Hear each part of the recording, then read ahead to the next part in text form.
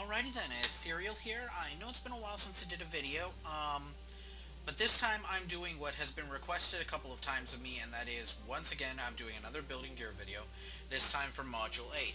Now, I've had a few Xbox players come on and ask me a few questions, and ask me if the build is viable, and I'm going to say that yes, it still is. Things have almost not changed at all between Mod 6 and 8. In all honesty, my video for Mod 6 and Mod 7 are both still fairly accurate. However, I'm a bit of a completionist, and I just kind of feel like I should put one down. Now, I'm not even sure if it is Mod 8 or Mod 9. I don't know what strongholds counted as. I've given up on keeping track of the numbers. But whatever it is, the latest one we have on the PC is Underdark, and that's what I'm showing in my current build, which again, I'm going to point out I really haven't changed much. I will say that the enchantments I am still messing around with. I have been having trouble deciding what I want. I will also say that I have not gotten all the gear I would like to get out of Underdark, as I have been insanely busy over the holiday season. And I'll go over that in a moment. But I can also say what gear I want to get out of the Underdark. But there was also a discussion about on one of my videos with one of the Xbox players about whether Storm Warden or Pathfinder is the better one. And as you know, I espouse Pathfinder over Storm Warden. Although, again, I stand by the statement, and I've said this multiple times, excuse me as I take a drink, that it's really more of a personal choice. I mean, it doesn't matter what you do. Honestly, they're both pretty even.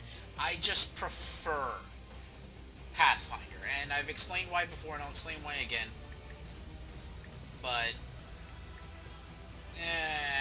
I don't even...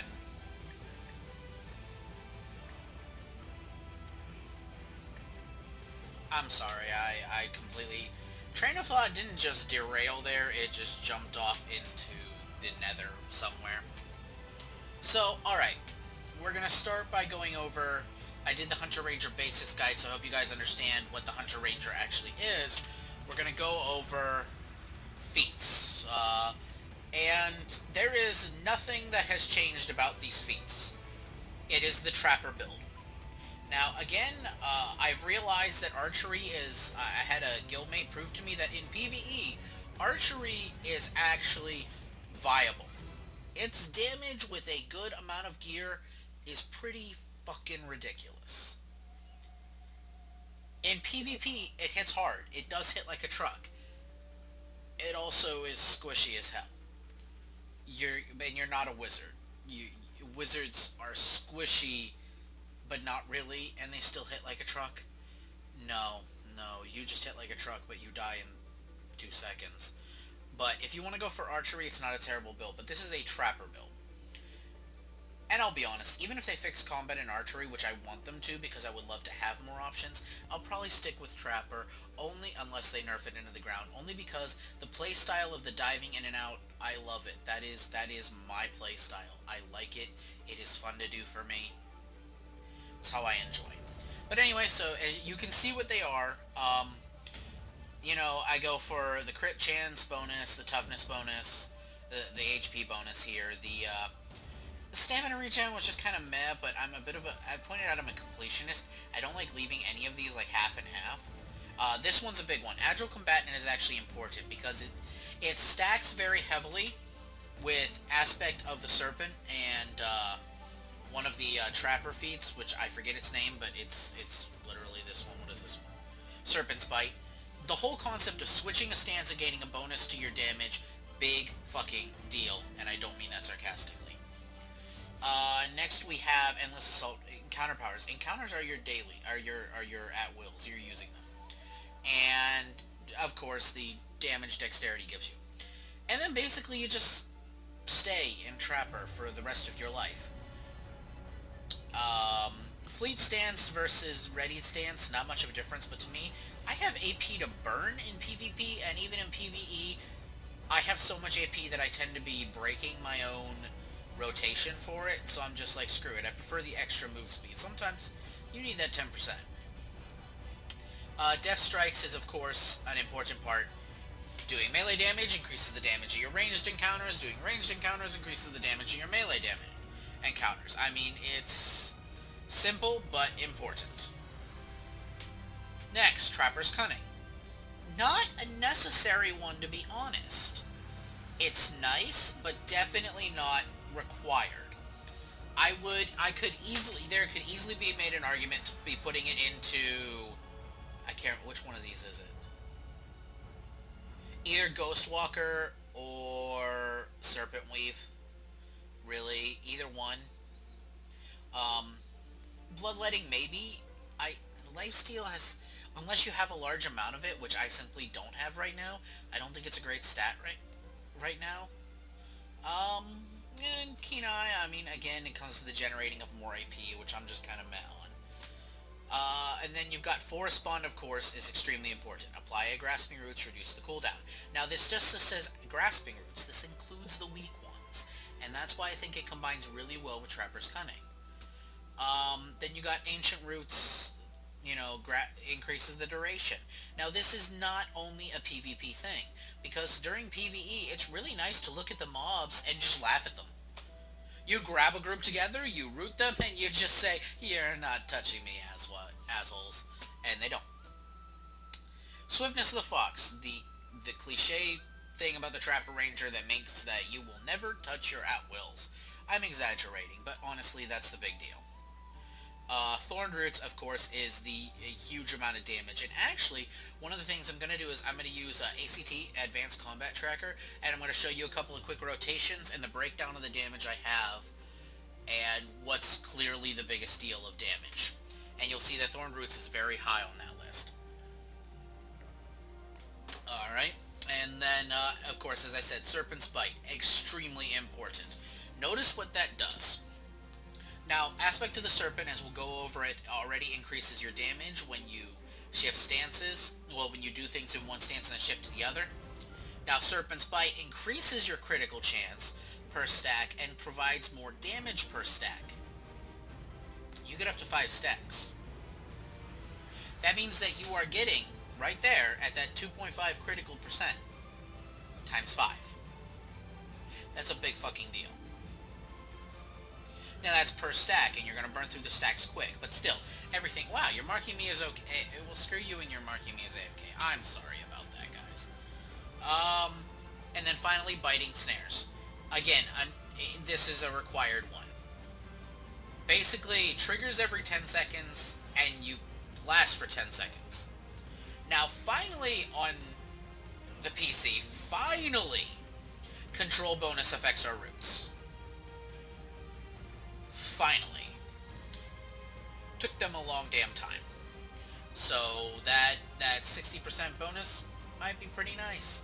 I haven't tested it out. This is what I was informed by one of the other HRs in my guild of. I'm going under the assumption it's working.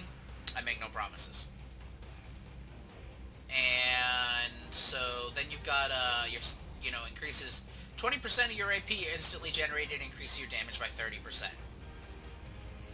These are all important buffs. The whole concept of the HR is you have to constantly hit to do your damage. At which, okay, I realize the way that's worded is dumb.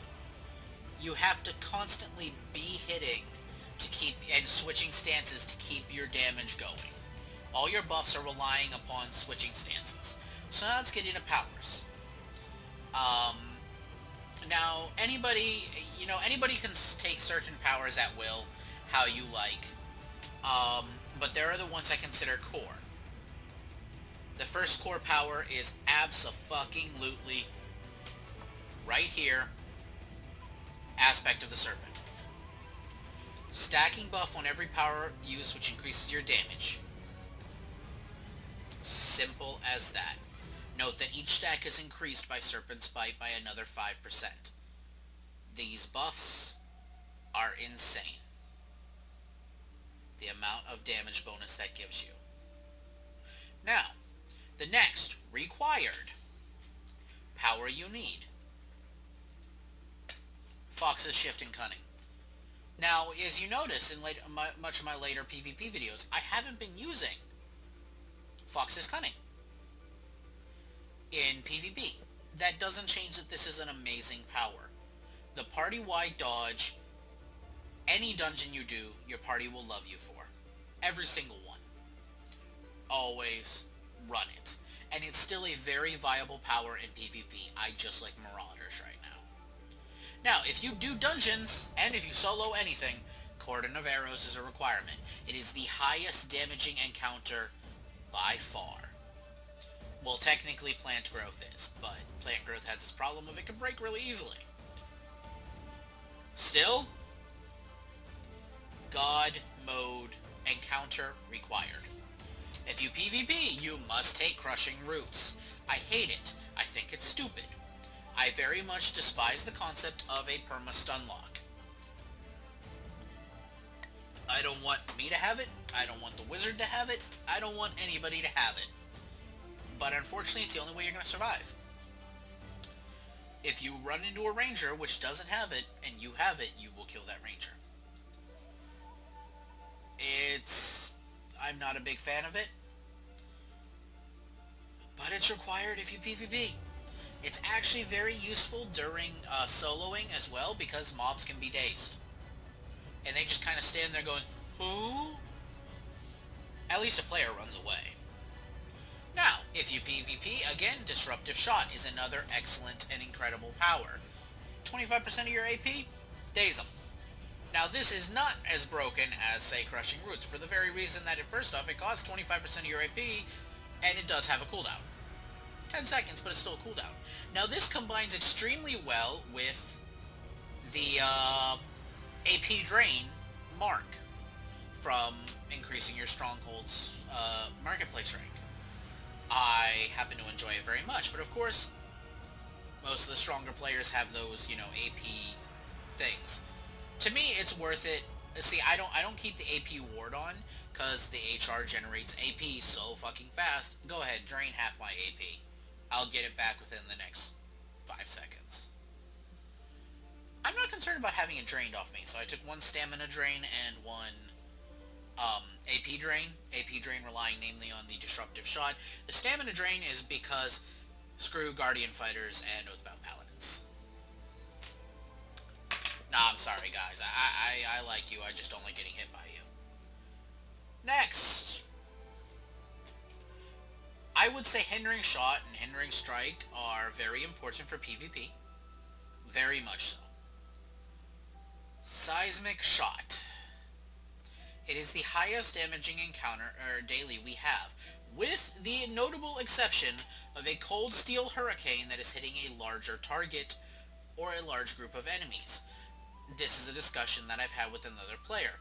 Now, the drawback is the Cold Steel Hurricane just flat out needs reworked, in my opinion, in that its animation and triggering time are fucked up. Cryptic really needs to work on Cold Steel Hurricane.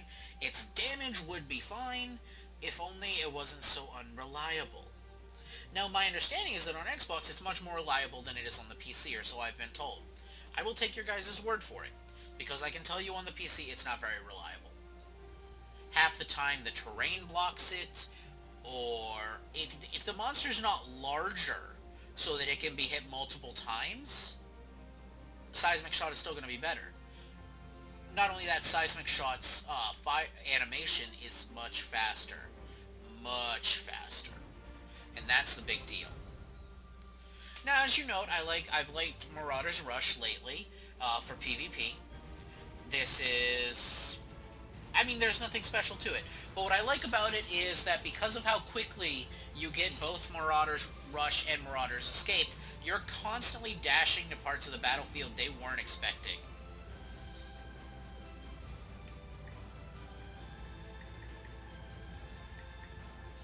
Sorry, I just, again, train of thought. But yeah. So, as one of my favorite tricks with it, and you've seen me do it before, is to Marauder's Rush onto the target, and then shift behind them, and Marauder's Escape away. What this does is, oftentimes the player doesn't even realize it went behind them, and disappeared. At least not for a second or two. Now a lot of good players will instantly swivel around on you, but by then I might have gotten behind cover if I needed to.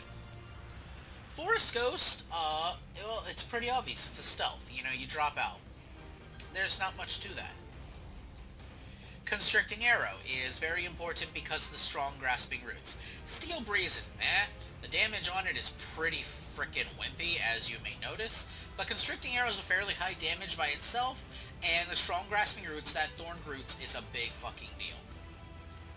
Now, if you're in PvE, and you don't want to run Crushing Roots, there are a few other options you have. They're only okay. Um, Aspect of the Lone Wolf is not a terrible one, but not that great. Aspect of the Pack is really good if you're running with, say, a rogue. Now he doesn't have to be behind the bad guy. He could be standing next to you. And that amount of combat advantage, a lot of them have a really high amount. If you got a rogue in your party and you're doing something like Lost Mouth where you can't really be behind him directly, great to run an Aspect of the Pack. And it's not terrible to give the rest of the party just that little bit of bumped up damage. So, what you see on my bar is my... And now I'm going to talk about the reason why I choose Pathfinder over Stormwarden. Now, Slasher's Mark is less damage than Cold Steel Hurricane and Seismic Shot. This is true. However, I will say that in dungeons, my guild has repeatedly thanked me when I run Slasher's Mark. Because we're doing the dungeons, and Slasher's Mark just means my tank never loses his shield. He doesn't have to. He has so much guard gain from this, it's not even... It's freaking ridiculous. Not only that, the jump on it is really, really fucking awesome. It is a pretty large jump. I think it's 80. It's at least as far as Marauders, if not farther, and I don't use Marauders in dungeons. I use that for PvP. So, I use Slash... Yeah, there you go, 83. I keep forgetting that it's right there. You know, when you're looking at the ability, right there beneath it says daily. Yeah, I always forget that. Still, I do feel Slashers are good. However, the main reason is Hunter's Teamwork and Careful Attack. Now, the first thing about Hunter's Teamwork is it reduces the damage they do. Everybody forgets that. Hunter's Teamwork is worth shooting just once every frickin' 20 seconds or so because of the damage reduction. Your marked enemy deals less damage. It's a big deal on a boss. I'm not sure how much less because these are horrible, but it says they do less. And I think we'd all appreciate if the boss didn't hit as hard. And now Careful Attack. I had that debate with that one gentleman on my one video, and if you've watched this, shout out to you. I really need to go look up your name. I'm sorry about that. Where he was discussing he doesn't feel Careful Attack is worth losing Cold Steel Hurricane. And I understood where he was coming from. However, I have to disagree. And I said at one point I would post the numbers of how much in my rotation Careful Attack does. So I will. Shortly. As I'm going to demonstrate for you guys the things I would take. Now, before I jump to a couple more, before I do the demonstration, I'm going to go to Boons, Companions, and my character sheet. We're going to start with Companions. I run 3 of the, wow, my name completely killed me. 3 of the Archons, because they're bonus damages. Currently, the Water Archon is utter shit. Fire Archon is very useful. I prefer a rare version, obviously, but whatever, it's what I got.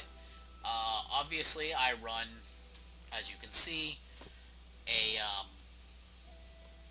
Ion Stone. Any Ion Stone would do. And this is just kind of here because I feel like it. I don't really have a good 5th companion, so we got this for free. I threw him in there. I like the poison. It's a little nice, little nifty thing. Boons. So let's start with Sharndar. Hasn't changed. Power, crit, HP, the 20,000 extra damage, and Faith Thistle is just there because the rest of them are meh. Dread Ring, 250 crit, 2-bit movement, 400 life steal, 3% deflect, another 20,000 damage. I have considered switching this out for this thing, and I'll talk about that. And then I chose Madness this time. It's for a ranger, it's basically Madness versus Endless Consumption, and I don't have a very high life steal, so I kind of like whatever. Icewind Dale. AoE resist versus combat advantage bonus. Neither's really that good for you. It doesn't matter. Stamina game versus incoming healing. Also not that great. 2% crit severity is very nice, especially versus recovery, which we don't want. Cryptic hasn't seemed to grasp this concept with the mod 8 gear. 200 power based on how much stamina or guard you're missing. You're constantly running out of stamina, so I think it's better than the cold shoulder thing, because reducing an attack by 2,000, not much. And then Avalanche. Underdark, I've only unlocked the one ability, but of course I went for power and hit points. I haven't been doing a lot of Underdark. Like I said, this holiday season has been kicking my ass. For Tyranny and Dragons, I went with the power, the crit, the defense, although again, sometimes I think about switching this for Armor Pen. And the reason I'll get into it is because PvP, Armor Pen does go over the cap for those players with, the frickin', rank 12 negation bullshit, Transcendence. But, and then 400 lifesteal rating versus the regen. Regen's useless. And I only have the one, but I chose the crit severity, although there are times where I really am thinking about switching to the lifesteal. I also have not finished this because the PvP campaign is nigh on impossible to do unless you go into Icewind Dale, and nobody's ever up there anymore. Honestly. But anyway, I pick 250 power, 250 crit, and the ones where I get hit, I gain 400 power. When I finally get it, I'm going to go with Wicked Assault. Stronghold, my guild, of course, chose what was best. Armor Pen bonus at the time, defense bonus. That's what my guild has chosen for now. Let's see. And yes, I'm wearing a pumpkin on my head. You see the pumpkin? Don't I look awesome? I look beautiful. I know I do. Admit the truth. Oh god, that armor's so ugly. Ugh. I hate the Elven Assault coat. Anyway, so this is the PvE gear, which the only difference for me is actually in this. I did manage to get the Lion's Mane chest piece for now. I still have so much fricking. So many flags to go. So many banners of the fallen. I'm actually only getting 3 of the pieces. I'm gonna go for the PvE set for the last piece due to tenacity setting up. Anyway, as you can see, as I said before, I've got the Lost Mouse set. I have come to love the Wheel of Elements as long as I use it correctly. Fair warning, I don't always. I only take this for the stat bonuses, but Power and Crit Strike are pretty damn awesome. And also, this has Vanguard's Banner has some great stat bonuses. HP, Power, Lifesteal, you can use all 3 of those as an HR, especially if you PvP. Lost Mouth, of course, you take it for the reason of the extra damage. Or the extra crit. And Wheel of Elements, I always try to use fire, except in PvP, sometimes I'll be flipping over to water for the heals.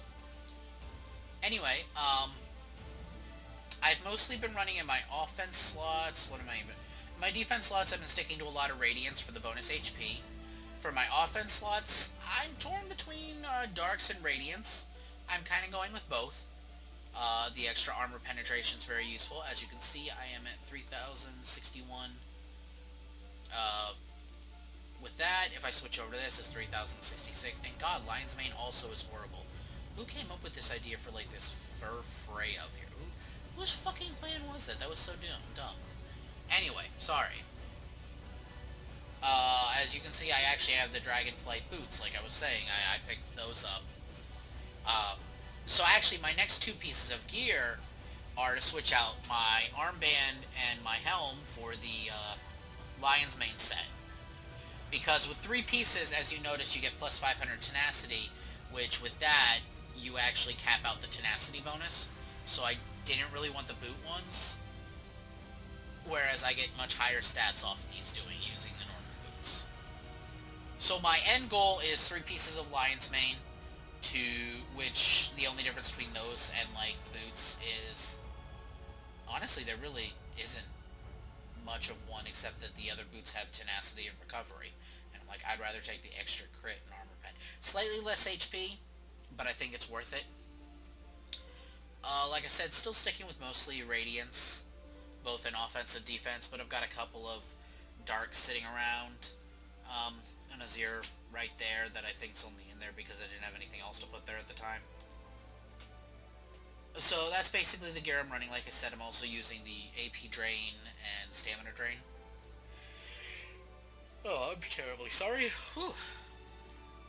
Okay. Now, I was going to do something else, and that was show you why I choose careful attack.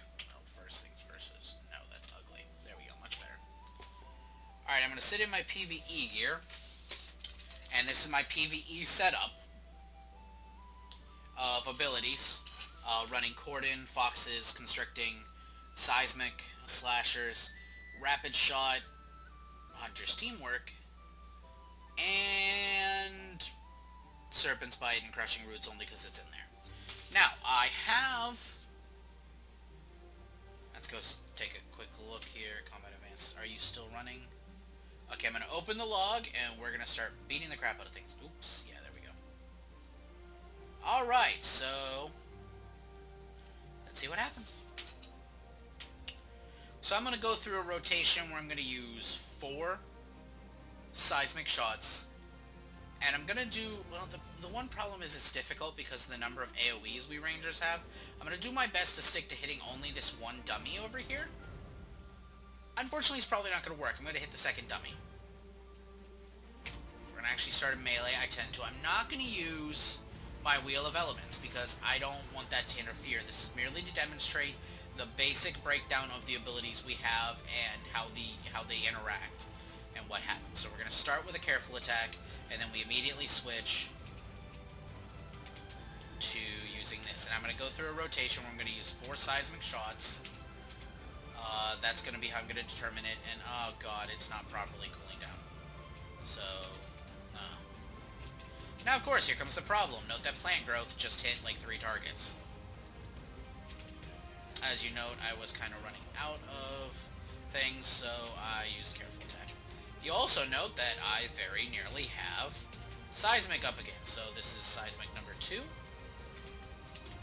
Alright, I switched over a bit early, but that's because my rotation's already fucked up. So here we go. We're back. Now, I'm using the dodge, of course, merely for the sake of trying to trigger all this shit. Alright, so third Seismic. Ah, god. I hate when this happens and the abilities aren't correctly. They normally should be following each other perfectly, but they're not. But whatever. Alright, one more Seismic.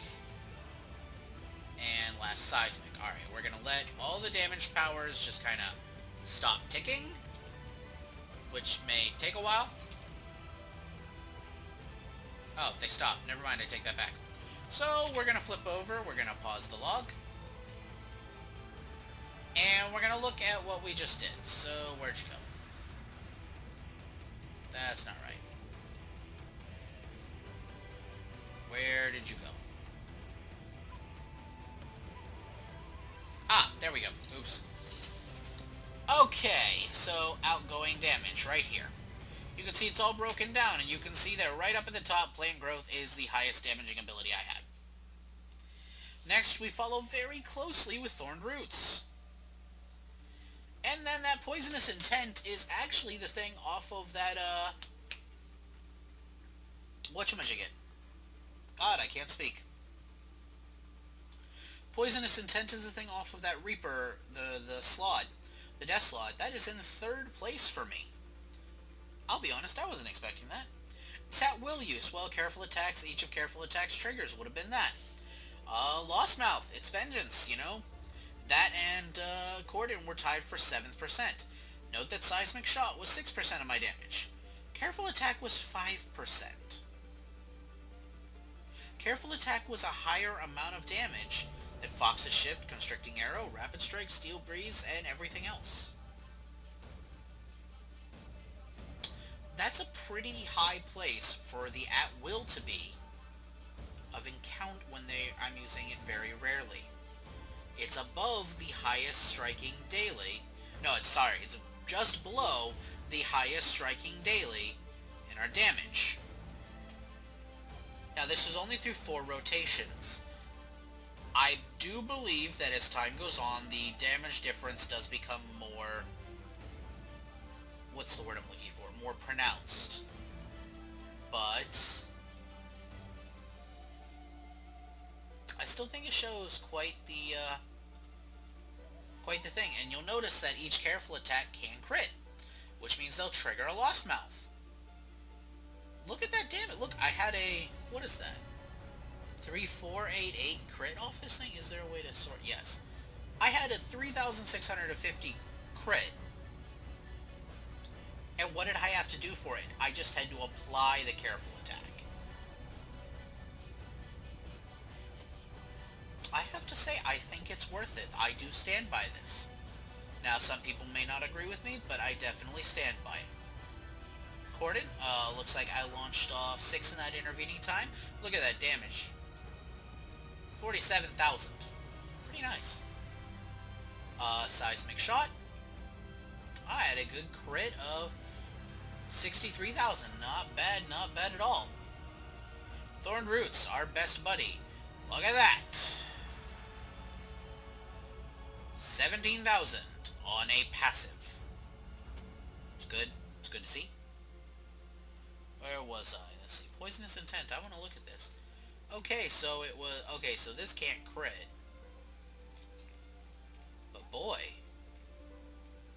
Looks to me like damage almost increased over time. Oh, because it stacks, of course. That's kind of nice. Gotta go with it. That's pretty cool. All the damage off Lost Mouth. Not bad. Not bad. Plant Growth. 25,000 on an encounter. That's pretty cool. I did one Hunter's Teamwork. So, yeah. As you can see by the breakdown, Careful Attack was actually really high in the list. And it went above multitude of my other abilities. And it procced a lot. Clearly, obviously, Plant Growth was the highest damager, and Thorn Roots very closely behind it. But I think Careful Attack's worth it. That's my opinion, of course. You don't have to agree with me. And you are perfectly within your rights to pick a different ability if you'd like. But that is what I would suggest. Personally, that's me. So yeah, I think that's everything going over.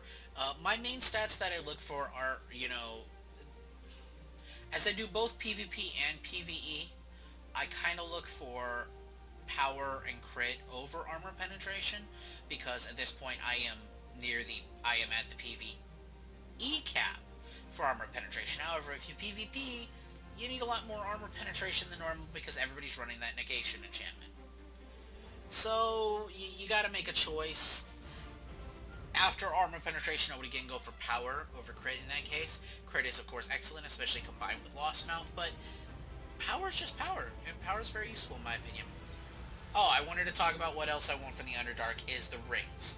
For PvP, I want the ring that when you're moving, you gain either damage resistance or you stealth. For PvE, I want the one that stacks crit and the one that stacks power, basically. And maybe I'll mix and match those two into the PvP one, but I still have to get that lucky drop, and no promises I do that. Every ring I've gotten has... all the rings I got were the tank rings. It's kind of like, I don't want those shit. But, yeah. So, trying to think of what else I wanted to go over. No, I think that's about it. I hope you guys enjoyed the video. And, you know, feel free to tell me what you liked or didn't like in the comments. Like, comment, subscribe, all that happy, fun stuff. The only other thing... I wanted to announce that as I've managed to stabilize my internet a lot, I'm honestly considering trying to stream, but I don't know if anybody would be interested in watching me stream doing stupid shit in Neverwinter. So, if you would, please let me know in the comments, etc., etc., classic ideas, all the fun stuff. Anyways, I hope this guide was helpful for you. I think I already said if you have any questions. Yeah, I'm repeating myself at this point because I am smart, guys. Anyway, yeah, as always, keep on being awesome.